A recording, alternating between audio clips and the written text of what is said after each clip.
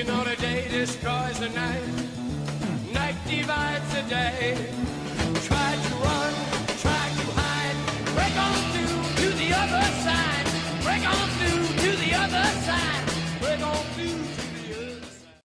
God bless America. Welcome to The Ranch, everybody, the podcast where we explore the people and happenings of Dry Creek Ranch, Eagle, and the greater Boise area. Do not forget Stone's Crossing. They have all kinds of food trailers and trucks up there all the time. It's a fantastic venue. I went up last night with my family and my neighbors. We had a great time. The pizza was fantastic. They had gluten-free options, which I'm always happy about, and they just have a great venue. I highly recommend you go check it out. Watch out for the wildcats, though. They do eat mice, and kids do love watching them, so watch out for that. My guest today is running for re-election with the Ada County Sheriff's Department. He is the current sheriff and hoping to continue being the sheriff after the election.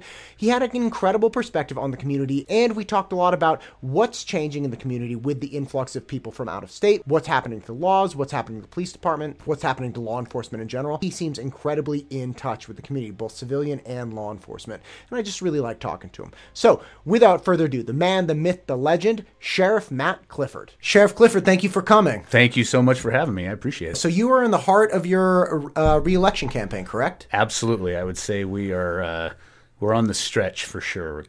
You're at the point where we're counting down days for sure. Right. Now, a lot of the campaigns that, especially leading pre-2020, a lot of the local campaigns and local politicians like school boards and then some law enforcement things, a lot of these seats kind of went uncontested because people they just weren't as in tune with their local politics as I think they should have been, frankly. Sure. Have you guys experienced a larger than usual kind of push towards, hey, who is getting put in here? The issues that seem to be coming to the table seem to be much more important than in past years. I mean, you obviously have a large influx of populations that come from far more liberal states, you know, with drugs and things like that. So are you seeing a larger than usual kind of push and participation?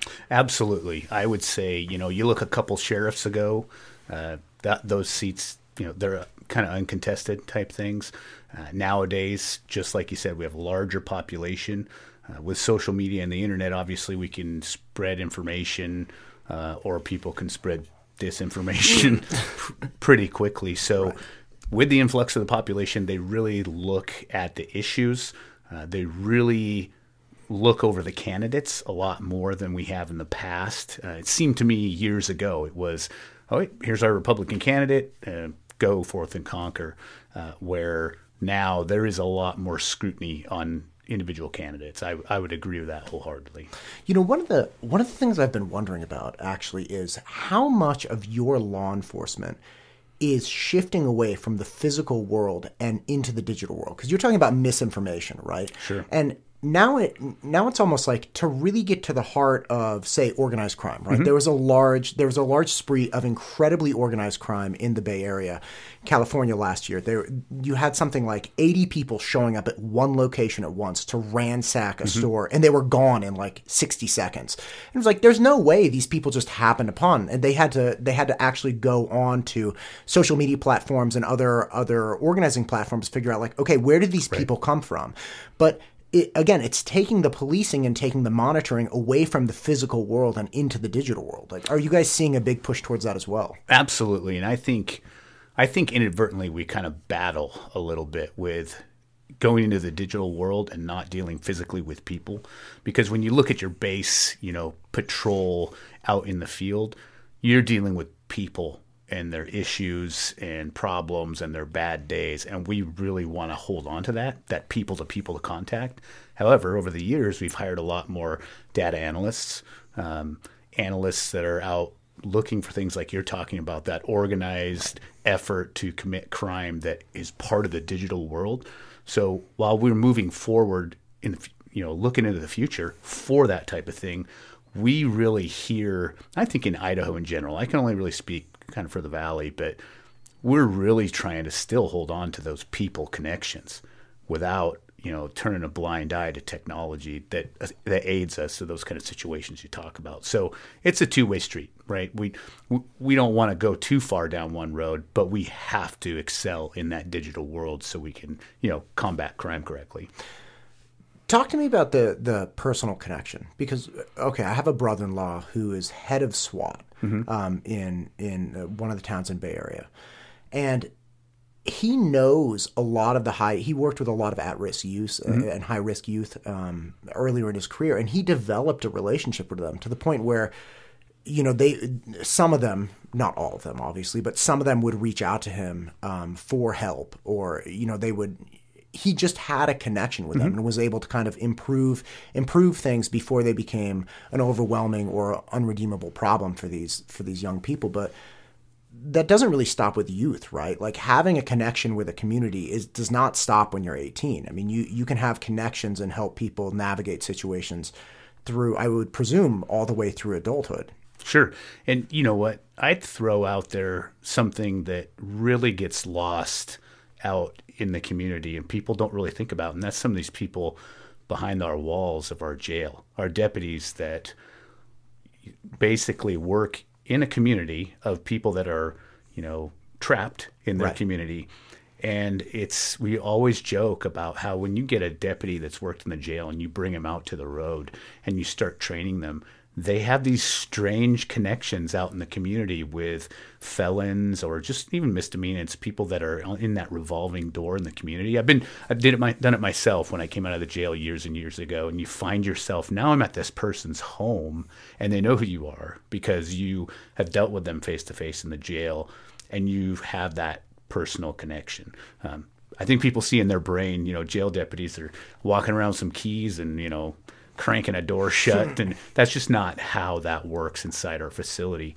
So I would just mention that to say, that's a part that people don't think about. That's a big part of our agency, is the largest jail in Idaho, and trying to make sure those connections are made so that when we get out into the field, it transfers over. Now, that's a small part of our population, but it's the 5% that we deal with over and over and over. Right. And if you're not focusing on rehabilitation and successfully, one of the problems is obviously you lose your capacity. One of the arguments for why people end up incarcerated in the first place is they've kind of lost their capacity to appropriately navigate society, right? And that's not that hard to understand. It's like, look, if everything was on the up and up and you understood how to, go shopping and get a job and successfully pay rent and navigate interpersonal problems, you wouldn't be in jail, right? Like, something obviously has to happen. And so developing the relationships, a very dear friend of mine who just retired from the police service, he worked in the jail system for a long time. And he was like, look, you get to know these people. You genuinely get to know them. And there is a degree of mentorship and help that is kind of thrust upon you when they're getting ready to leave or once they have left. It's like, hang on, I know this guy, like, this is kind of his hang up, or hang on, like, what happened here? Because things were fine and then it seems like you really, kind of went off the rocker.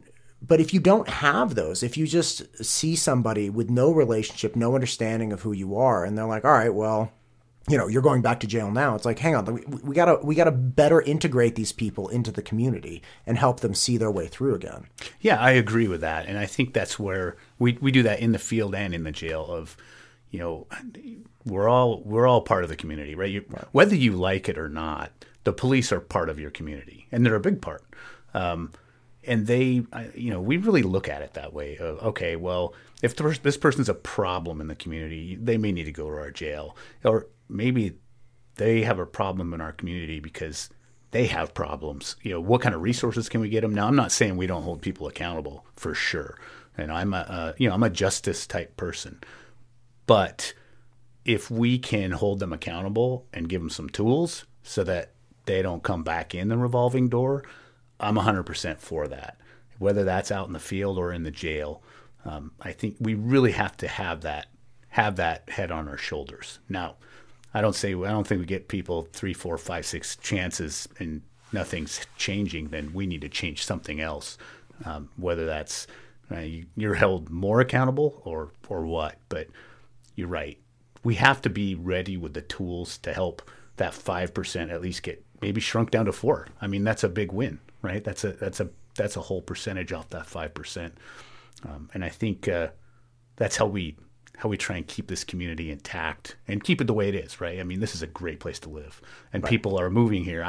I've stayed here all my life because it's a great place to live. Otherwise, I would have left. Right. And people move here because it's a great place to live. Yeah, right. So I think we keep using the tools in our tool belt and look for better ones as well. and we keep the success of the quality of life we have here. Right. There is what I understand to be a really conservative argument for, look, why are we giving so many resources for people who have stepped out of line? And to me, that's always seemed like such a short-sighted, not unjustified. I understand frustrations, right? Like you have individuals who are working every single day. They're working hard jobs. They're going out. They're trying to get their health care. They're trying to get all their life squared away. And then you have people that are incarcerated getting dental, getting like the best health care and all these things. They're like, okay, why are we giving them more resources when they leave? Why are they still essentially on the payroll once they leave? Because here I am working. And it's always seemed to me, it's like, okay, but having them in jail, although they may get health care, although they will, one, you have prevented them completely from being any manner of contributor in society. That's out the window. They're not doing anything positive at this point. And it costs far more if we just allow them to re-enter the jail system, right? If we spent $5,000 on job training, or we spent, $10,000 on having somebody that kept checking in and helping them to, again, reintegrate and become successful and contributing to whatever degree they become it, that's far cheaper than the cost that we will have to bear, which is, $80,000 a year or something insane with having, even a minimal jail system. Yeah, I think you're right. You look at, and I mean, I'll speak to some of the programs we have. I say it all the time, and I don't mean to sound like a broken record for anybody that's heard this before, but we try and identify those people in our jail that are, maybe should be out of jail, but being held accountable, whether it's ankle monitoring, or you're going to come in here 3 times a week and blow into this and see if you've been drinking, or you're going to come meet with somebody 3 times a week. Well, the reason for that is not just jail overcrowding. The reason is, hey, if this guy sits in here on a petty theft charge, and now he can't pay his rent, and now he's lost his apartment, and now he lost his job, now he goes to court and gets fines, and now he's on the street with no job and no apartment. He's got fines he's supposed to pay. Guess what? He's not paying them. Okay, back to jail with you for contempt. Well, that doesn't help anybody. We're paying for that more than whatever fine he's going to get for petty theft. We as taxpayers are going to pay much more for his mistake. Now, guy killed somebody, or, got his 8th DUI. Okay, yeah, you belong in here, and we're as a taxpayer, we're just going to have to pay for that until you can get through the court process. But if you can identify some of these people, and there is a good population of people, especially in our jail system, that where we can say, hey, you know what? We have these tools. We're going to help you get a GED right here, or we have a job search function, or a work release function, so you can go to work and then pay your debt and keep paying your taxes. Right. Then I think we should explore that. Now, I will say, because I look at it both ways. There's some of these people, I don't want them living in my backyard, right? So that's how you identify them, right? These are these people that are going to re-victimize people. We don't want that, so you have to stay. We'll try and give you the tools we can as you stay, but this part of the population, we're going to give you some tools and opportunities, hold you accountable outside the jail. And I think we do a pretty good job balancing that. It gets tougher as our population grows, but that's kind of what I think of when we have this discussion on, can we give people resources? I think part of the problem is we have states around us that have just handed those resources out like candy. God, and right. I read an article the other day, and I read it in the news, so take it for what it is, but that said that, Portland had the highest, drug addiction problem in the nation and the lowest rate of treating drug addiction. And I thought to myself, isn't that what all those lawmakers over there preach? Is we're going to help these people. We don't charge them with crimes because they just need help. Well, what are they doing with the money? They're not helping them. And then there's just more crimes. So I think they're way out of whack with. I don't know what they're doing, but I really just don't. Hard. They're working hard to run it into the ground. Right. That's what they're doing. Okay, if you're going to help them, then help them. But you also can't just say, well, I know you held up this nice couple in an alleyway because you needed to go get some heroin or whatever, but we know you have a problem, so we're just going to help you along. No, you need to hold those people accountable and then see if they'll take the help that you'll give them. Right. My neighbor on the street, he goes to Portland on a trip. Right. And he's staying at this nice hotel. It's a work trip. Company's paying for it. And like the entire bottom floor is boarded up. And mind you, I think he was like across the street from a Macy's or something. So it was like the Macy's was open. The store was open. Like there were customers going in and out, but all of the wall displays were boarded up because of the damage. They didn't even have anything in the wall casings. They were just like, look, we don't want the damage of the glass. Yeah. Right. Because it's graffiti everywhere. And he has lunch on a rooftop with a friend. And he literally says they're looking over, just watching crimes happen. And this is in the middle of downtown Portland. So they pick up an Uber from the airport. They're driving. The Uber driver's like, yeah, we're really tolerant here. We're really, people oriented. And they're like, do you not see like everything going on? They're like, well, it was a full moon a couple weeks ago. So, me being me, I made some cookies and I rolled some joints. And this Uber driver went to these homeless open air drug scenes and starts handing out these cookies and these joints. And she's like, yeah, some of them yelled at me. It's like, of course, they're crazy. These people are on unknown drugs. They're living in squalor, and you show up with like brownies and you're trying to like hand out treats to them. It's like, this is not. And again, she's like, I don't live here. I actually drive in. It's like, okay, so you don't even live here. You're commuting in to drive people from the airport into various places, getting the economic benefit of that, and then just leaving. It's like, what do you think is happening here? It seems to me, and I don't know what it is, but every time I see a headline that says Portland, Seattle, I just catches. That's probably because my computer is starting to figure it out, right? I'm sorry, so it's shooting me all these Portland and Seattle headlines, but it's same thing. I mean, I think these people that vote these laws, and they don't. They either refuse to see it or they don't have to be around it. I read another article earlier this year where these people were so mad because they basically had to close down their neighborhood park because people were, crapping in the bushes. And, drug paraphernalia. There was drugs all over. Well, these are the same people. You voted these laws in there that allow all these things to happen, and now it's happening in your backyard, and you're up in arms about it. Hey, you did this. The voters have the ability to put the people in office that will, fight for the citizens and say this is a bad idea because of this. I mean, that's our republic, right? We got to choose our representation.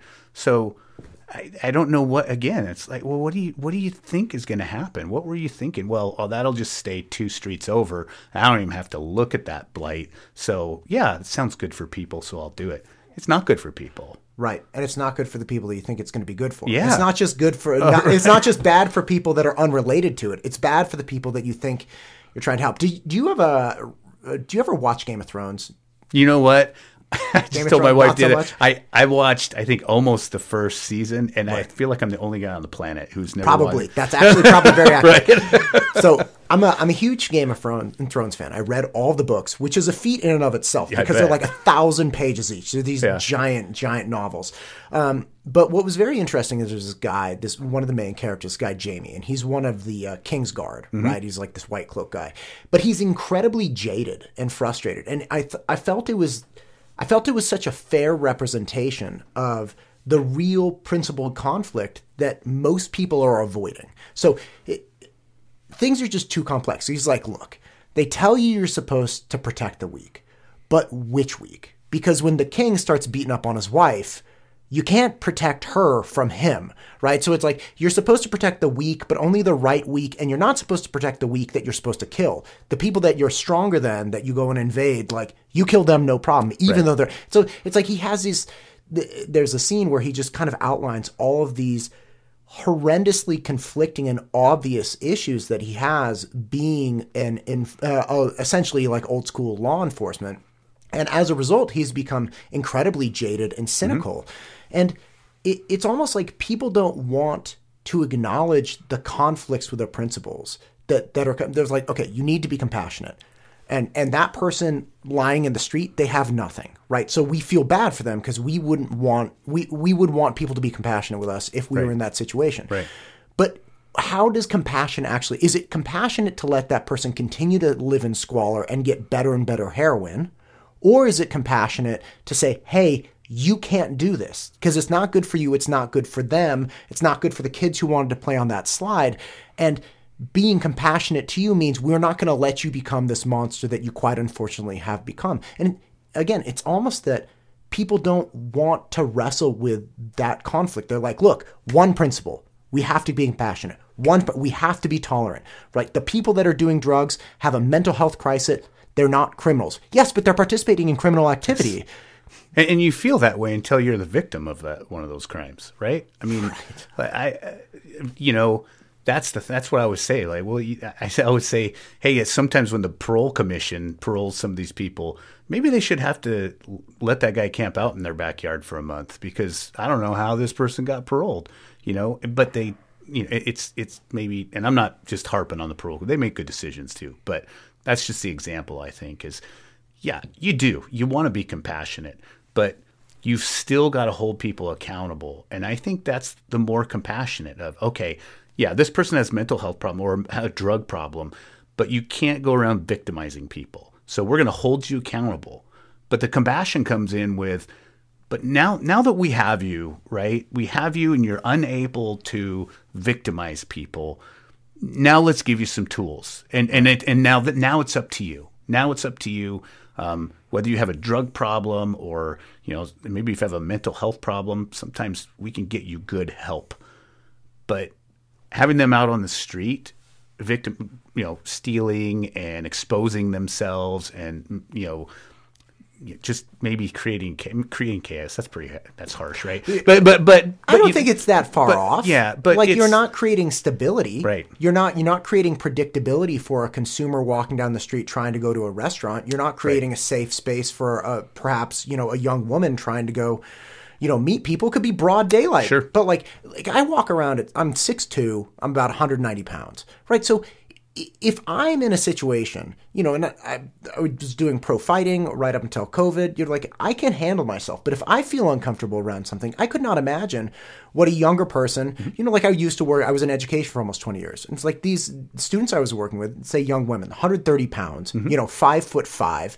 If I'm uncomfortable at 6'2", I could only imagine the risk that they feel. So no, you're absolutely creating chaos on multiple levels when you allow someone to exist. And look, let's make the argument, all right, that we got somebody who's struggling with drugs, all right, and they're in the street. And I have family members who really have struggled with drugs. And, to a point where it was like well beyond anything anybody would want to deal with. Those same family members were not allowed to exist there with familial support, right? And what I mean by that is my parents are like, look, when you get your stuff together, we're here. But until then, we're not. Right. And those same people, like one in particular, has a PhD. Like this person was able to get themselves together. So if we consider the abstract, the homeless person or vagrant who has a drug problem, is it most compassionate to them to allow them to continue existing in a suboptimal life for them, whatever's optimal for them, whatever their best case scenario is, right? Whatever their potential is. Well, they're obviously not realizing it like this. So is it compassionate to allow that to continue? Absolutely not. You have to look at who the person could be, right? And if you're an optimist, I'm very much an optimist, you have to recognize, look, becoming the best you can be is not an easy path, nor is it one without accountability, right? Because when you have fallen by the wayside and you are, I was a scoundrelly 18-year-old at one time, Sure. very, very rough to get assignments in, didn't want to listen to people and thought I had the tiger by his tail. But look, I mean, I became a better person because I ran into somebody who was like, no, there is an unyielding principle that we're not going to let you get past. We're not going to let you be scoundrelly. And that's very difficult. I think so. And I think, one of the errors that maybe some lawmakers or, different agencies or entities make is they say, hey, we're going to help these people. So, don't make them criminals. We're just going to help them. That sounds great, right? It sounds great. Right. But look at Portland where that's what they preach. Look at Seattle where now you talk to law enforcement that are in these people's space. The people that make those laws or even vote on them, they're not in those folks' space like we are. And I mean in their space where you can smell their breath and, hear them moving around, or the whatever, whether it's their house or whatever, or some homeless encampment. Those people generally aren't in there. So they buy into a concept. This sounds great. That's really great. But let me tell you what that really means. That's why I always say, hey, if we can hold them accountable and bring them into our space to help them sober up, be held accountable, and give them the tools.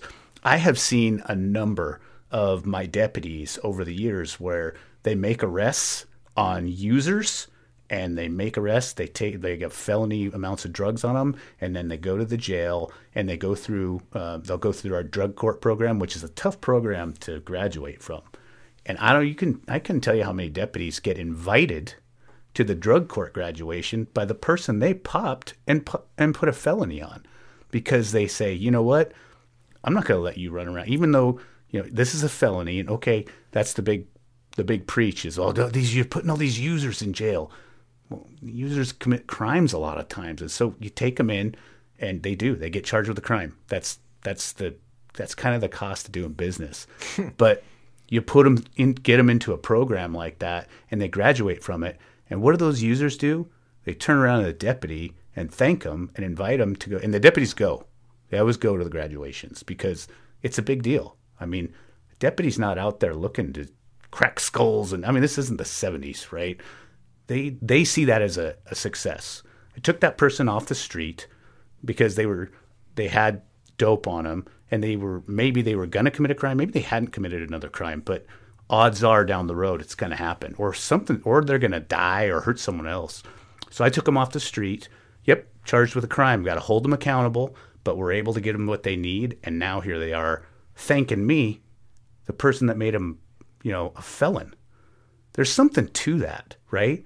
That's the human being of, man, I couldn't figure it out until I had some structure in my life that got put on me by this deputy and the courts and helped me lead down this path. To me, that's success. Not, well, you got, 3 grams of meth and I can't even really write you a ticket because it's legalized now, and off you go to be, a user still. There's no help. That doesn't do them any favor. Right. That's the humanity part, right? Is that really being humane to them? Of take your addiction and head on down the road, and good luck to you. Hopefully you don't victimize somebody. Hopefully you don't kill yourself on an OD. I don't think that's right. Right. And what about the compassion for the person he kills? Correct. Right? You can have compassion all day long for somebody who's struggling in life, but not at the cost of someone else's safety. Correct. My wife and I actually both went to UC Berkeley for college, and we went there because, independently. I didn't know her before college, but we're both younger people. And like, look, you got to go to the best school you get into, and it happened to be the best school, and it made both of us far more conservative, because coming out of there, you realize it's like, okay, hang on a second now. If we allow people to do whatever they want, and we make a point of saying, come here and you can be and you can do and you can whatever, it's not the utopia that people think, right? You have just absolute squalor. You have tent cities. I had this joke. I made this funny Instagram video that was like, how do you know you don't live in California? It's like, well, when you build cities out of bricks, not tents. Yeah. It's painfully obvious if you go there that if you push this idea out far enough, this is where you land. And if you like this, if you like rampant unchecked crime that genuinely goes unprosecuted, because they're like, it's not even worth the 2 hours to write the paperwork, yep, because this guy will be out tomorrow morning and he's going to be doing the same thing. Mm-hmm. So I'd rather just get past this and get on, and maybe I'll stop some other crime. But there's so many crimes going on. They're like, look, it's like triage at this point. And there's been a lot of talk about, especially with the new policies that have come into place over the last several years, loosening prosecution in other states. There's been talk of, it's like the broken window theory, mm-hmm, right? Where you take care of these small things, and then larger things, you can avoid the larger things, right? So you clean up all the broken windows in an industrialized downtown area. All of a sudden, people will start treating it differently. Do you think that there's an aspect of that is that's affecting those other states that you guys are actively trying to avoid? For instance, speeding tickets. I was in California recently, going to get lunch with a buddy, and he's driving 85 down the freeway. And by this time, I am not used to that at all. I'm white knuckling the door and like the console, and like, okay, can't we just like maybe drive 75? We'll still get to lunch. And all of that stuff goes unchecked because, by the way, he wasn't passing everyone. He's driving 85 down the freeway. People are swerving, all kinds of things. And it's almost like those types of behaviors get people teed up to like a 10, super intense, and then that intensity bleeds over into the communities. Well, I would say that's broken windows theory that you're talking about. Like 101. Absolutely. It doesn't have to do with a physical broken window, but I see that here for years. I've seen that here. We get, just recently, I mean, we have cops from California that come here to get hired on as laterals all the time. And that's one of the first things they say is, well, you guys can still enforce crime here. Like, you can still enforce the law here. And when we get people from other states, especially, that say, what do you mean you're charging me with this? This is nothing. Well, in Idaho, it's something. And so, yeah, don't do it. That's what I'm talking about. If you say, well, we're gonna make meth an infraction, or a non-arrestable misdemeanor, your broken windows theory's gone. Your window's just broken forever now. You're not going to fix it. And we still don't do ticky-tacky. If you come from somewhere else, it feels like maybe it's ticky-tacky, but we still enforce marijuana laws here. We just do. And if you don't like it, then don't have marijuana here. There are states all around us where you can drive 1 hour over there and get high. I don't know what to tell you. But we still enforce those laws because of that. That's your broken windows theory, is you start that slippery slope of, well, I mean, it's just a crack in the window, so it's no big deal, right? And pretty soon the window's broken. That's what that is. We enforce traffic laws. You can't drive 80 miles an hour down Highway 44 and not expect to get a ticket. This is one of the most dangerous strips of roadway probably in the state. Yeah, it's just not going to happen. So that's how I look at that. And I appreciate you bringing it up because it is. We people, especially people from California, like, what do you mean you're writing me a ticket for marijuana? Yeah, you got to go to court and you guys see a judge about, dude, this is illegal. Well, this is stupid. Hey, I don't know what to tell you, buddy. You give those people enough chances, pretty soon there's, how much marijuana are you going to have in your car, or what's the next step? So right. We still do enforcement that way. That's just the way we do it here in Idaho. Right, and even if you don't take the marijuana, like let's stick with. And again, I agree. I understand what you're saying. I'm not saying strike that from the record, but like with traffic stops, right? Okay, so I have several good friends in the in CHP, California Highway Patrol, and I was talking to one of them a couple years back about just his burnout with trying to enforce laws. Okay, so he's like, look, when I started, it was like I'd stop people 5 or 10 miles an hour over. And maybe it wasn't the best idea, but, that's what I would do. And he was like, look, by the end of the day, you're just shot. Because when you're like, look, that person's going, now the person, at the end of the day, he's exhausted. Somebody's going 15 miles an hour over, obviously breaking the law. And he's like, I don't have it in me to do this. And what happens as there's so many laws broken and it becomes so difficult to enforce the law enforcement agents become, and again, correct me if I'm wrong, but they become so exhausted from trying to stop things that it goes from like, all right, I'll stop somebody at 10 miles an hour over, and then it becomes 15 miles an hour, and then it becomes 20 miles an hour, because it's so difficult to enforce things. So if you push that out to, say, the marijuana laws or any other law that may seem overly restrictive here, it's like, yeah, but you have to understand, if we loosen here, then where is it going to stop? Because we're just going to start sliding, and now everybody's going 90, right? You can have as much pot on you as you want. You're smoking it in public. You're doing whatever you want, and that's just one of the reasons why so many people have left the other states, right? Yes. It's like because it starts with this little domino effect. So although it may seem, as you were saying, ticky-tacky, it's like, look, I'm not here to mess around.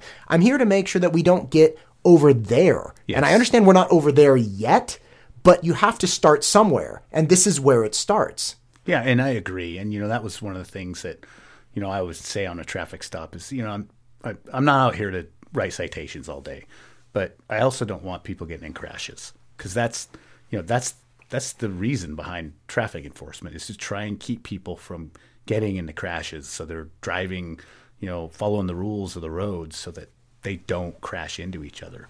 And you have a point. I mean, you get a 10, 15-year road cop, and they've written 4,000 tickets because maybe that's part of their job. And you're right. There's a burnout rate, and as our community continues to grow, we really got to think about how many cops do we want on the road? How many cops as a community do we want on the road? Because if you're part of those people that want to drive 90 all the time, I guess you don't want as many out there, right? But you're burning out the few that you have, and pretty soon 44 is twice as dangerous, right? Right. But so you have a point. Law enforcement in general can burn you out a little bit, right? I mean, no matter what you're doing, we have people that have to switch assignments. It's happened to me where I have to do something else right now because I'm burning out of this. And you just got to kind of, I guess, keep the dream alive, right? You do. I'm not joking. You have to have a good leadership in place to where these guys feel supported. So even though when they're out there, and even if they, they're writing a bunch of tickets and going to court, where you still are able to support them and say, listen, you're doing a great job. I know it's a lot of work. I appreciate it. We're going to make sure we pay you a good wage. And so you can, have your off time and live a good life with your family, because when you come back, we want you to be rested and mentally there. So there's a lot of different aspects of that, right? Where you talk about these CHP guys, they're probably commuting, minimum of an hour one way. Oh yeah. Right. Absolutely. And so they have a lot of different environmental things that are playing on them that we don't have to deal with yet here. Right. But if we can keep if we can keep our community safe the way it is now and clean, and keep our officers living here in our communities, I think that's what we're lacking a lot in California and those other places. And who can blame them? They don't want to live in those places they're policing, so they're commuting hours at a time, and that really contributes to their burnout. Right. So here, I'm not going to say it doesn't happen here, but you're going to have a little bit lesser effect here, because they know that I got a 5-minute commute ahead of me to go home, and then I'm home and I'm with my family, and we live in this really great place. I don't have to, hoof it over to Idaho Falls or something. Yeah, right. And you also have a much larger degree of community understanding, right? Oh, yeah. I mean, so on both sides, right? So if a law enforcement agent is policing the community that he lives in, he has a much better and more nuanced understanding of the things going on there. And same with the community. They're like, hey, look, that's Steve. Steve lives like 2 miles away. He's a good guy. And you can call on Steve, or you just understand that you're not getting some random person that's removed from the community that's like, oh, this guy doesn't even care about it. It's like, no, dude, he cares about it. Like his kids go to school with your kids. Yeah. Like, there's much more of a cohesive community than, and there's actually one of the residents here, I was speaking with her a couple months ago, and she was a law enforcement agent down in California. She was like, look, I drove into Antioch, first day on the job. There was like this gunfire car. There's a guy dead behind the car. His girlfriend's shot in the passenger seat. She's literally her first day on the job in Antioch. And she's like, Jesus, the guy she was driving with was like, look, pick up those shell casings. We got to go. She's like, isn't that evidence? She's like, yeah, get it. We got to go because this other guy, and it's just absolute chaos. Yeah. You don't think that'd burn you out? Good Lord, God, right? Well, she's here now. Yeah, absolutely. Yeah. I was actually in a car with old student of mine, 2008, helped this guy get into college, and he becomes an Oakland police officer.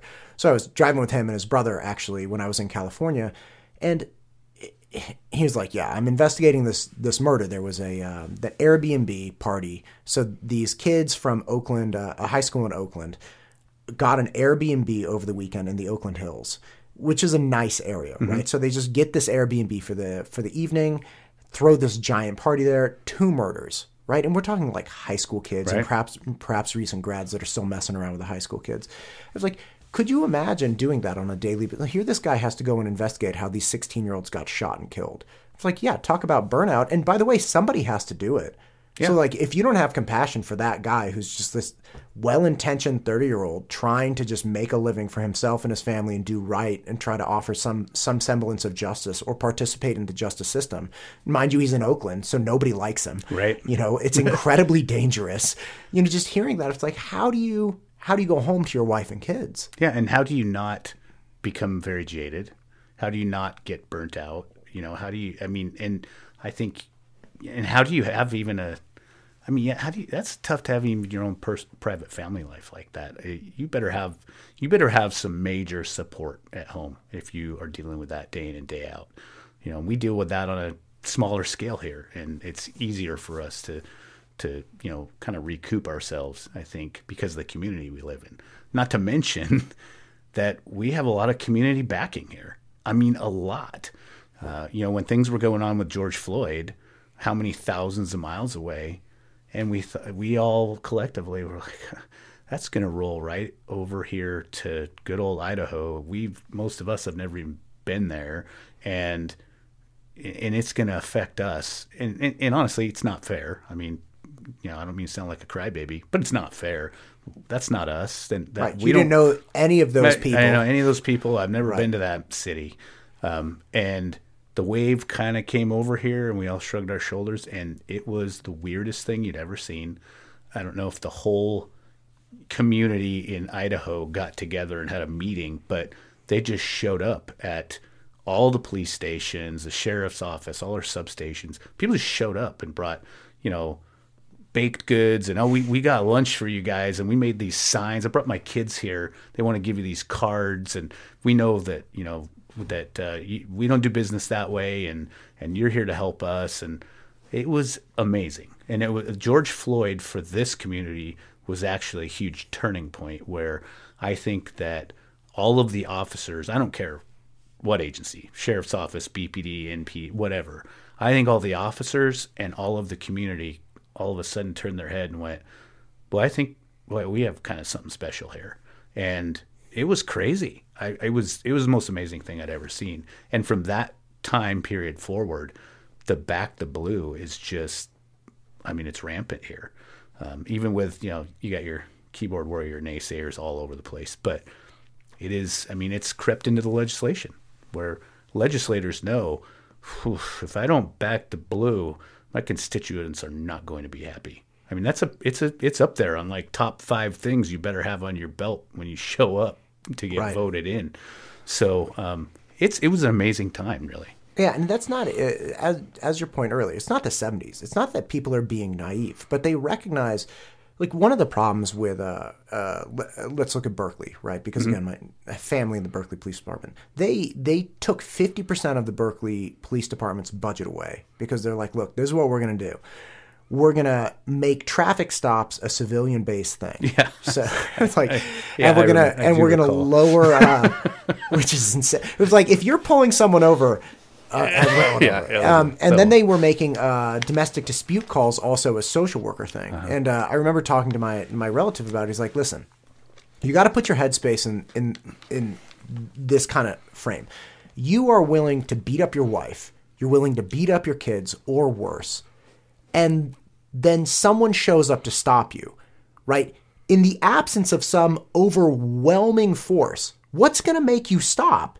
Right? Like, if somebody just shows up with a clipboard and a whistle and they're like, hey, man, you know, it's like the answer to civil unrest is not that we need to get rid of all the things holding us together.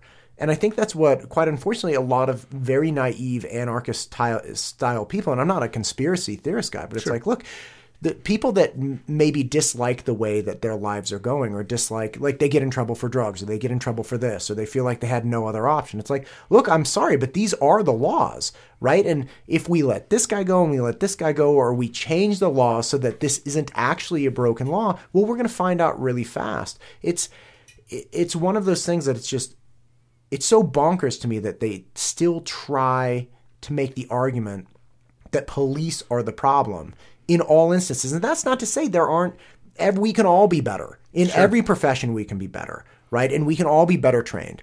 And, like, there's opportunity to improve everywhere. But that's not to say you need to throw the baby out with the bathwater.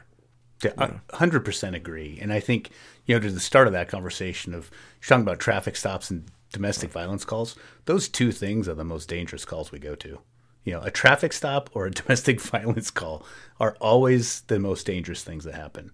And then to say, well, we just won't have police do that anymore. Okay, that makes zero sense. Well, that's Berkeley for you. Yeah. But, I think, baby out with the bathwater. I think you're right. I mean, I preach all over that I love the sheriff's office. I've worked there for 22 years. It's the only agency I've worked for. But and we do a lot of things right. We just do. But that doesn't mean we're without fault. And you're not going to find any agency without fault. If that's what you're looking for, then we're going to have problems. If you are looking for perfection in anything, we're going to have problems. What you need to look for is, can we be really great? And when we make mistakes, are we going to own up to it or fix it? That's all you need to do, and you can be so successful. Now, if you get a bump or two in the road and you go, you know what, we're gonna cut everything in half and rebuild, that's not your answer. I've talked to people from Seattle that have seen the defund go into effect, and people don't realize the domino effect they have. One of our employees, not an officer, but she came from Seattle, worked for Seattle PD, and said it was amazing that what the public doesn't know. Okay, well, we're going to defund, so we've treated the police so bad that a bunch of them are leaving. A bunch of them are retiring early and leaving, and we're not going to replace them because we don't want to show that we're funding the police. That's really great. Now all your property crimes detectives, specialty teams, they're all out on patrol. So guess what? When your lawnmower gets stolen or your barbecue or somebody burglarizes your car, sorry, I don't know what to tell you, because there's not anybody that's going to follow up on that, because there's nobody. And so, she talked about that domino effect of all of the stuff that we do behind the scenes with investigations and things that aren't, the cool red and blue lights. People don't realize that stuff. And okay, you're right. I can take all of my detectives and specialty teams. I can pull them all right now, and we could have a gazillion cops on the road. But it's not going to solve your crimes, and it's not going to help anybody. Right? It just means, hey, we'll respond to your house a little bit faster, but don't expect any follow-up, right? So that's the things I think, again, it's kind of like that when I was talking earlier about, hey, this sounds like a great idea, and for some reason people don't look at the big picture and think outside the box of what are you actually doing to your community? If this is a political ploy for you, shame on you. Shame on you. If you really think this is a good idea, shame on you too, because you're not doing your homework. Yeah. Do you think it's, again, kind of coming back to principles. So look, it's possible that there are crimes being committed by law enforcement. And again, it's possible, right? Sure. Oh, I think we both agree there are good cops, and there are tons of good cops, and there are some people that may even be great cops and just had a bad day, made a bad call. I yell at my kids sometimes, and I'm like, I shouldn't have done that. And I care about them way more than anyone else, sure. Right? Like, I could imagine the pressure of making a right call in a high intensity environment. But the point is, it's almost like they're like, look, it's possible that some police will make bad calls and commit crimes. Okay, that's fine. Sure. It's possible. But they're out here trying to stop crimes at the same time. So it's like, okay, how frequent, what's the ratio here? Is it like 50-50? Right. Or is it really like 1 in 100? Right? Because if you stop the 1 at the cost of the 100, what are you doing? You're just perpetuating more crime. Right. And it's like they can't conceptualize that. They're like, there's one guy and he might do something bad. He might. Not even that he did, because if he did, then he would be getting prosecuted. But it's one of those things where you're like, okay, I understand the principle, but you can't, there's too much conflict here. You have to look at the broader picture of this. I agree. And I think what we've done really well in the last, even the last couple decades here anyway, is that concept of holding each other accountable. So there's not a cop in this valley that believes that you can sweep something under the rug, or that it's appropriate to sweep something under the rug. Every agency's had it happen where one of their officers gets in trouble, or even commits a crime, and now you see, in the last few decades especially, you see that, hey, the public expects much more from us. They just do. Right, wrong, or indifferent. They expect much more. I think it's right, myself.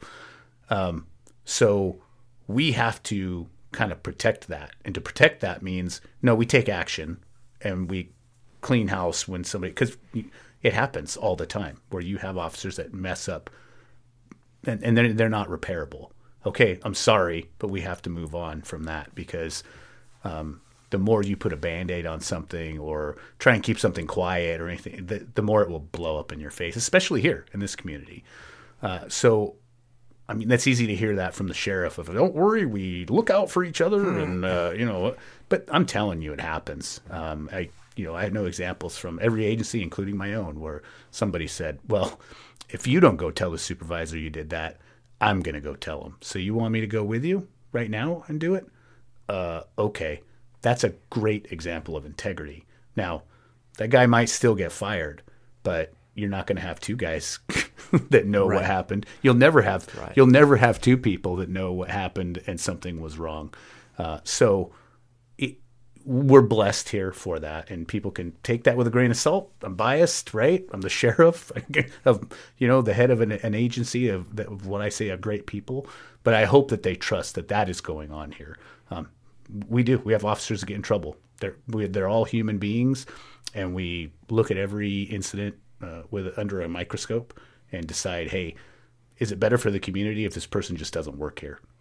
Yep. All right. Well, then they don't work here anymore. Whether you're a 20-year employee or a 2-year employee, and we have to make those decisions all the time. 22 years with the sheriff's department. Why are you rerunning? To be sure, why not just take a lesser risk job? What is it that you're concerned about that you feel like you need to take this added stuff on? Well, that is a fantastic question. So, it started with the appointment process last year, where, and I know a lot of people have probably heard me say this too, I love the agency, and I really do feel that we provide great service for the community. And I mean, all the way from the records clerk in our records department to detention deputies that treat that part of the population correctly, to our misdemeanor probation. I mean, you name it. And we have good interactions with the citizens. We do our due diligence. We do good work for the greater good. And it's part of the reason why our community's like this. I'm dug into that concept. I'm just dug into it. This law enforcement's a stressful job, and it comes with a lot of icky stuff that comes at you. But if you can look at the big picture and say, I want to live in a place like this, and to be part of the sheriff's office and keep, have our culture the way it is, where service is a big deal, integrity is a big deal, that moves us forward in the future and helps us provide good service. Well, that's what I want to keep. I want to keep that perpetuating, right? So it's not, I'll tell you right now, there's no part of me that stood up and said, I want to be the sheriff. That's just, right? That's not my character. That's not why. My wife hates it, so, right? But I understand that, hey, I'm probably the guy just because I'm willing to do it, and I have the backing of the agency to help us move forward into the future and keep providing that service. I talk about culture all the time. I overuse it. Culture. And then we try and say, well, how do we nail down what our culture is? And we use a lot of words like integrity, service, dedication, attitude. But I think if you boil it all down to this most simplistic ideal of how a culture is at the sheriff's office, it's, we hire a lot of really smart, normal people that really want to live in this community because it's the way it is. And so they're going to treat you like normal people and try and work out whatever problem you have. I think that just kind of boils down to that. Good service, good customer service.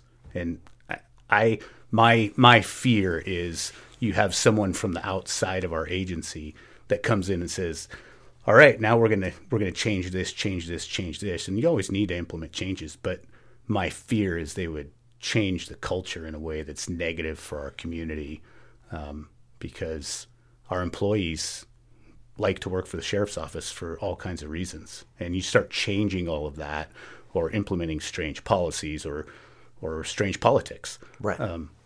I think you can easily lose that service aspect of, well, I guess I just come to work and, right. This agency head, I don't really believe in what they say, or they've made this place the place I don't want to work. I think that's detrimental to everyone in the county. Yeah, the outside influence on policing policies or agencies in general. I read an article just the other day about the DEA is saying that there's this new wave of like Skittle fentanyl, that essentially drug makers are attempting to make illegal drugs look similar to candy to get them across the border, and everybody's saying like, hey, they're trying to market them to kids.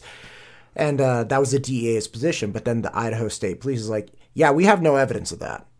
And it was refreshing to see, because one criticism I have from where I moved from is that it almost seemed gravely demoralized. Like whatever came onto the news, it's like, hey, George Floyd, right? Like racism and Black Lives Matter. All of a sudden, everyone was like, oh yeah, we're all racist. I'm like, what? What are you talking about? Right? I'm the same person as I was yesterday before this article came out, right? Like, I'm not racist. They're like, well, you're white. I'm like, I'm not even white. I'm Mexican. Like, what are you talking about? Right? And anything that came by got this immediate alarming reaction that it was like, this didn't even happen in our state, right? Like the thing that, and again, not just George Floyd, but a lot of things like drugs. All of a sudden it's like, oh, we have to button down the schools because the Skittle drugs are here. It's like, what are you talking about? Where is that, right? But there was no questioning of, okay, is this actually an us thing, or is this a media thing? Right. And it was so refreshing to see the Idaho State Police take a position on that, which is, yeah, no, we don't see any evidence of that, and we're not changing our policies. Like, yeah, we'll look out for it, but like nobody has to freak out over Halloween. Like, we're not going to go around to all the elementary schools and educate the third graders on like the fentanyl drugs that will kill them on Halloween, which again, super reactionary in most communities. But this community was like, you know what? Why don't we just take our own position? Right. And I think we do a good job as Idahoans, period, well, we don't always do it, but I think in general, as Idahoans, we try and kind of look inward to say, this is happening over here. Are we going to allow something to happen here? And if it's happening over there, we've all decided we're not going to allow it, then we're just not even going to freak out over it. So you stop doing that.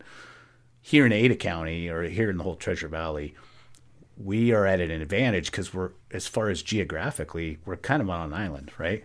I mean, you drive 2 miles in any direction and you're in the middle of nowhere. You're out in the desert. And so it lets you kind of build a moat, if you will, to say, all right, well, if this has happened, all right, well, Ontario, you're having this problem with whatever you're doing, but we're not going to let it affect us over here because it's got to get all the way through the desert over to us, and we're going to stop that. We're pretty good at that, and again, kind of lucky that geographically we are where we are. If we were, a suburb of Tacoma or someplace, in some place like LA, yeah, more of a sprawling metropolitan area, then I think that we'd be hurting a little more for it. But when you look at places where there are, you compare crime stats like Utah, Spokane, Seattle, all those places, and our crime rate is so much lower. I think that's part of it. I mean, it's the community we live in, and because it's on an island, we can control that a little bit more as far as what kind of community we want. And when I say we, I don't mean the police. I mean us as a community. Who we vote in, what kind of laws we make. We have to be cognizant of a lot of these other rural areas, though. We can't. I mean, they call it the great state of Ada because we have the most people here. But I think we still are very cognizant of. We really want Idaho to be like this, so we can at least formulate these laws according to what we want our way of life to be, and that's instead of, well, what's the most popular thing right now on the market? Right. As far as the election coming up, are there any things on the ballot? Is there anything that you're seeing that you're like, oh, this is a really important one? I mean, obviously, besides you getting reelected, I'm sure. Sure, but, absolutely. But are there any policy proposals or things that concern you? So probably I'll dig into those a little bit more next month. But I do sit on the legislative board for the Idaho Sheriff's Association, and right now we don't have anything that's blowing a whistle, if you will. But there are things that we're always on the lookout for. We're always on the lookout for legalization of marijuana. We're always on the lookout for getting away with mandatory minimums. Those two things usually are kind of the, your eyes are darting around to see if anybody's going to throw something in on that. And usually about every other year someone does. And then we'll kind of stand up and go, hey, as an association of sheriffs, this is our stance on that. But right now, this minute, there's not anything that's going to be a big ringing bell. But we really have to wait till after the election to know, because we're probably going to have so many new legislators sitting in the Senate and the House that there's a big part of, I don't even know what's coming yet. You know what I mean? I think by the end of November, we'll really know kind of what's on the horizon. But we really need to wait till after this November 8th election to see who's sitting where and then what their agendas are going to be. We did talk about legalizing marijuana. Mandatory minimums. Now, this is another one of the pieces that gets very wrapped into the compassion idea, which is like, hey, this person did something bad, but it's not as bad as this other person who did something similar, right? Like similar in kind, but not in degree. So they really shouldn't have the same kind of penalty or punitive reaction to it. So that's the argument against mandatory minimums. But you are in favor. So what is that slippery slope that you feel needs to be avoided? I think with keeping those. Well, I think when you look at mandatory minimums, there's a couple things that I would say. One is mandatory minimums do not target drug users. They don't. They target drug traffickers, drug sellers. So, mandatory minimums require you to have so much weight, packaging materials. So it's not this, oh, I got some drugs off this guy, he's going to prison for 15 years fixed. It's not how that works. You have to have a threshold that would be that is in line with distribution. Correct. And everybody who argues against mandatory minimums they spew this narrative of like, well, we're putting all these poor drug users in prison. That's not what's happening. There are not any, felony possession people sitting in prison. There's just not. Our prosecutor, Jan Bennett, she did a deep dive into it just a couple of years ago, trying to combat this idea of, oh, my son, got caught with a handful of meth and he's serving 20 years because of mandatory minimum. Yeah, that's not what happened. When you see people that are in prison for drug use, just a drug use, you start going back through their history or what the whole case really was about, and it got pled down to something, or they've been caught 7 or 8 times with meth, right. and a judge finally says, you know what, man, you're going to prison for 3 years. Don't be fooled by those people that go, oh, these poor drug users just go right to the prison. We just send them to prison. We don't.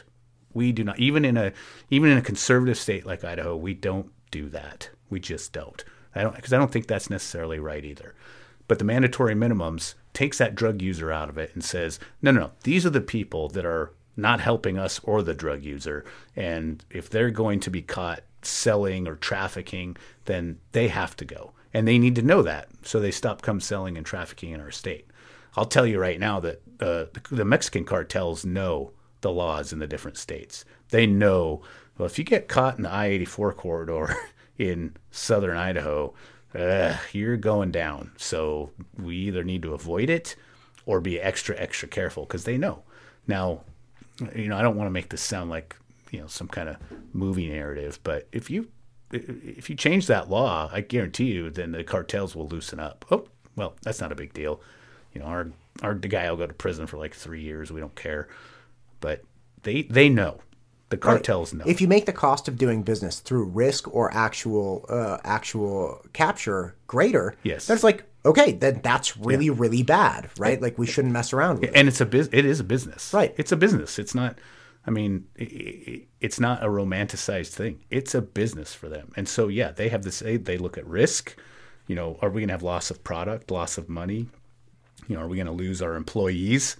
Right. Not that it's more of like, that's the hierarchy, loss of product, Employee, loss of money. And then employees like, on the bottom. you know, the dude goes to jail. I don't really care about him. We can get another dude, but like we lost, 500 pounds of whatever. Right. Yeah. And it's like that's 100% what it is. If you make doing business somewhere, let's say it was ice cream. Sure. All right. Perhaps a bad analogy, but if it was really, really expensive to sling ice cream in Idaho, you wouldn't see dryers showing up. They're like, we could just sling it in Oregon or like Washington. Yep. We don't have to go to like, they got taxes. They got like, sometimes they got horrible roads. So our truck, tires blow out and we lose all the ice cream. And it's like, they're not. I mean, it's a business like anything else. It is, and they keep track of it. I mean, you're talking about $1 billion business, so why wouldn't they evaluate risk? Why wouldn't they maximize profit? And just like any other company that exists in America, so they do. They look at those mandatory minimums,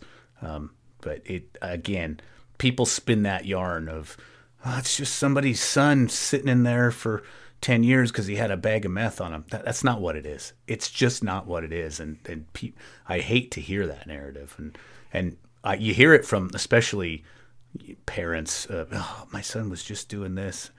Yeah, I've been a cop for 22 years, and that's not what happened, I guarantee you. And then you go back and look, see, I'm right. God bless parents. I got some fantastic parents. I really do. But sometimes they see what they want to see, so they become that advocate for. Right, my son hurt his back, and now he's in prison because he had a couple of oxys on him. Yeah, that doesn't sound right at all. Right. Right. I mean, but so again, I came from education for almost 20 years, and you saw that same thing. It's like, my kid is so smart. He just had this bad English teacher. It's not fair. His English grade is going to pull him down. I was like, all right, well, let's look at his transcript. Okay, well, I see a lot of C's, a couple D's. Like, his English was a C, sure, but everything else was a train wreck too. So, I mean, I think it's very difficult to hear that from a parent. It's like, because it's coming from somebody who loves their child and wants the best for their child. It's like, look, I get that, but there's too much here, right? Like this isn't shut and closed, and we shouldn't change policy. I mean, that's what ultimately happened with college admissions. They're like, all right, well, it's too hard for our poor children. We need to make it easier to get into college. It's like, yeah, or not. Right. maybe we need fewer people going to college. Maybe we need the right people, the people that really are going for a specific reason, not just going to get 4 more years of vacation. But and it's funny you say that because my parents are retired teachers, and I have a lot of teachers in my family. And my brother's a fireman, and I'm a cop. We're about the only 2 people that are the outliers, and it's hilarious the similarities that we talk about with parents and dealing with all that element of, I mean, it's sometimes easier to deal with the children and to try and resolve something that the parents come down. And now, don't get me wrong, so there's some great parents out there, but you get I know you love your kid, but please don't tell me my child wouldn't do that. I've said that to parents. I don't want to hear the words, my kid wouldn't do that out of your mouth anymore. I'm telling you, he did it. Right. I saw him do it. It was right. Look, this is the video. Yes, this is him 100%. doing it. Yeah. It's I think it's a flaw of parents, but I'm sure I'll be there one day too. Yeah, what can you do? Well, listen, Sheriff Clifford, thank you for coming. We've been chatting away. I know you got a long day. I so appreciate you carving your time out. Is there any last thing you'd like to say about campaign or things for people to worry about? Any messages to the community? I would say this, and we talked a little bit about this before the podcast of, get up off the chair and go vote.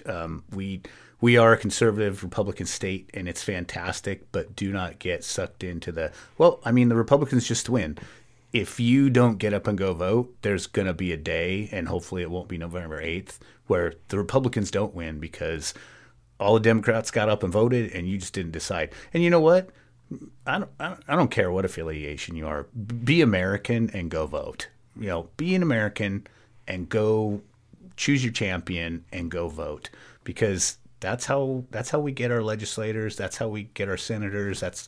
That's the way we keep functioning as Idaho. Participate. It's really not that hard. It takes very little time, and you can find out whatever you want on the internet about, don't look at Facebook, but go find some kind of publication that kind of lines everybody out. Right. But that's my big thing. Go vote. I mean, just get up out there and do it. Right. So many, again, we were talking about so many people, conservative people in, say, like California, ended up not voting for a long time because they're like, look, nothing's going to change. And then they end up pulling the ripcord, coming here. It's obviously a red state. And they're like, well, I don't have to worry about it now because I got it licked. And it's like, not quite, right? They're like, again, participate. Yeah, I was just going to say, we need you to participate. Those were the words on my brain. Yeah. Great. Well, thank you very much, sir. I appreciate it. Thank you very much. I appreciate you. Quick shout out to our sponsor, C² Social. C² Social is the leading expert in social media marketing and creative marketing. They have fantastic platforms. I have been a client of theirs for some time. I cannot recommend them highly enough. C² Social for all of your social media and creative marketing needs.